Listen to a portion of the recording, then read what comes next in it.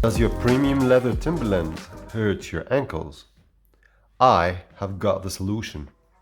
Actually, the two-layer seal between the tongue and the upper are really hard and get even harder and thicker whenever I fully do my boots. Let me show you. There's this double layer of seal. The solution is very simple that I am sure you will thank me. All you need is actually a pair of pliers.